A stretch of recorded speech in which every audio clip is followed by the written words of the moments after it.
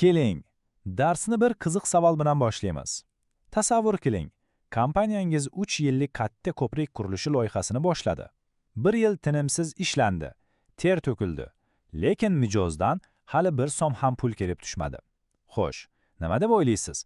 Buxgalter yil oxirida hisobotda daromadni 0 deb ko'rsatishi kerakmi?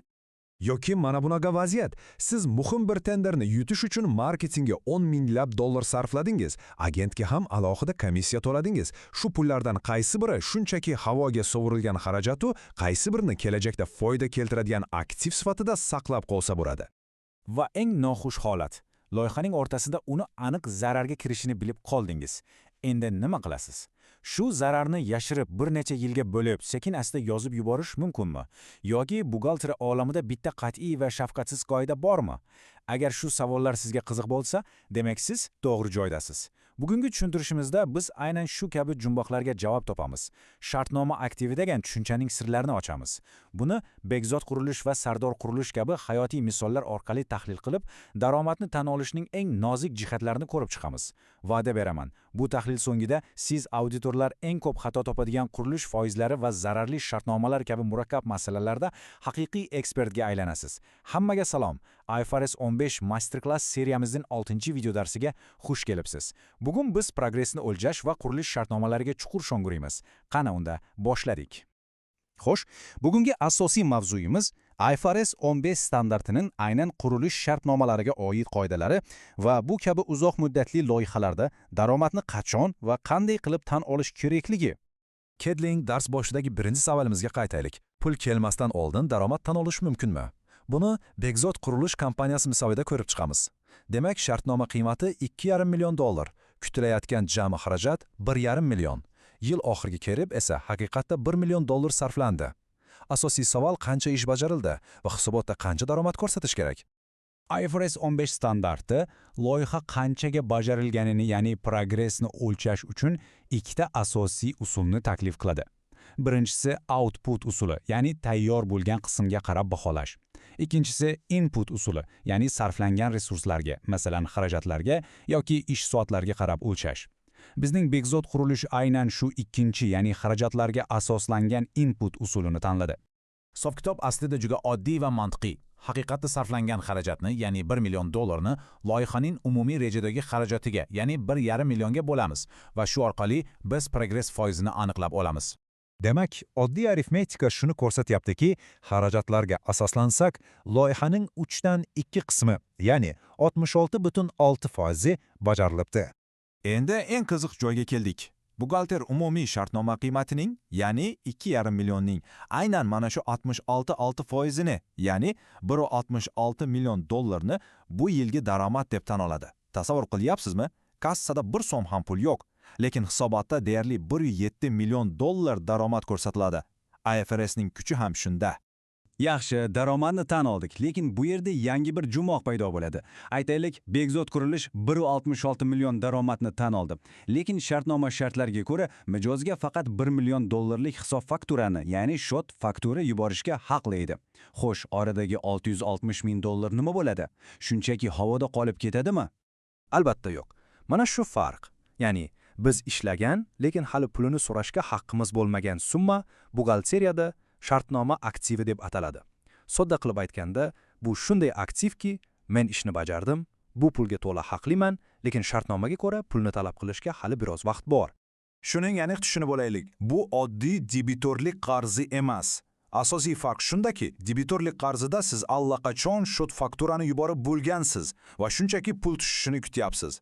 Shartnoma aktivida esa ish qilingan-u, lekin hali shot faktura yuborishga huquqingiz yo'q. Mana shu eng muhim farq. Keling, buni yana bir misol Sardor qurilish keysida mustahkamlaymiz. Qarang, bajarilgan ish qiymati 230 ming dollar. Bunga ketgan xarajat, ya'ni tannarx esa 210 ming. Demak, kompaniyaning foydasi 20 ming. Mijozga esa hozircha 210 minglik shot faktura yuborilgan. Xo'sh, bu yerda shartnoma aktivi qanchaga teng? Buni topish uchun biz bajargan ishimizning umumiy qiymatini, ya'ni xarajat plus foyda yig'indisini 210 plus 20 barobar 230 ming dollar olib, undan mijozga yuborilgan shot faktura summasini 210 ming ayiramiz, natija 20 ming dollar. Mana shu biz ishlagan, lekin hali hisob faktura yubormagan qismimiz. Yana bir narsani unutmang, kassaga kelgan 194 ming pul bu yerda faqat debitorlik qarzini kamaytiradi. Uning daromadga yoki shartnoma aktiviga to'g'ridan-to'g'ri aloqasi yo'q. Hurmatli do'stlar, agar ushbu ma'lumotlar sizga foydali bo'layotgan bo'lsa, ushbu bilimlarni sizga berish uchun mehnat qilayotgan video ijodkorlari uchun like bosib qo'ying va bundan-da sifatli ma'lumotlarni o'tkazib yubormaslik uchun obuna bo'lishni unutmang. Yaxshi, davom etamiz. Endi navbat 3-bo'limga. Xarajatlar. Ularni darhol yoqib yuborish kerakmi yoki aktiv sifatida saqlab qolish mumkinmi? Dars boshidagi ikkinchi savolimizga qaytamiz. Keling bu jumboqni begonalar konsalting misolida yechamiz. IFRS 15 taning bu boradagi qoidasi juda aniq va mantiqli. Qarang, agar xarajat tenderni yutasizmi yoki yutmaysizmi, baribir qilinadigan bo'lsa, masalan, marketing reklamasi yoki xizmat safari xarajatlari, u holda bu summa darhol xarajatga olinadi, ya'ni yoqiladi. Lekin agar xarajat faqat va faqat shartnoma yutilganligi uchun to'lansa, bizning holatimizdagi agent komissiyasi kabi, ana o'shandagina uni aktiv sifatida tan olib, shartnoma davomida sekin-asta xarajatga o'tkazish mumkin bo'ladi. Va nihoyat, bugungi mavzumizning eng katta tuzog'i va eng muhim qoidasiga yetib keldik. Zararli shartnomalar. Yodingizdami, dars boshida so'ragandik, agar loyihadan zarar ko'rish aniq bo'lib qolsa, buxgalter nima qilish kerak? Bu yerda optimist bo'lishga yoki balki o'nglanib ketar deyishga o'rin yo'q. Qoida temirdan ham qattiq.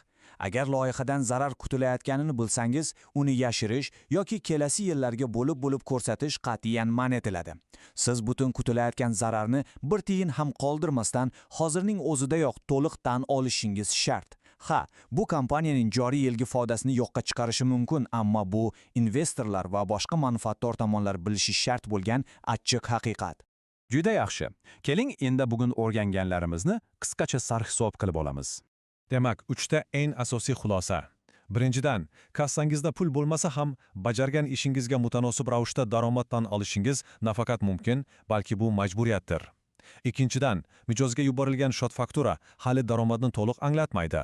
Shartnoma aktivi degan tushuncha ham bor. Va uchinchidan, eng muhimi, kutilayotgan zararni bir soniya ham kechiktirmasdan darhol va to'liq tan olish shart. Lekin bu hammasi emas. Keyingi darsimiz uchun sizga bir o'ylab ko'rish uchun savol. Tasavvur qiling, siz vositachisiz. Kassangizga birovning mahsuloti uchun 1000 so'm pul kelib tushdi. Shundan 920 so'mini mahsulot egasiga berasiz. Xo'sh, aytingki, sizning daromadingiz qancha? Kassaga tushgan to'liq 1000 so'mmi yoki faqat o'zingizga qoladigan 80 so'mmi? Aynan shu qiziq savolga keyingi tahlilimizda javob topamiz. Biz principal versus agent, ya'ni asosiy egami yoki vositachi mavzusini va kafolatlarning sirlarini ochamiz. Ko'rishguncha.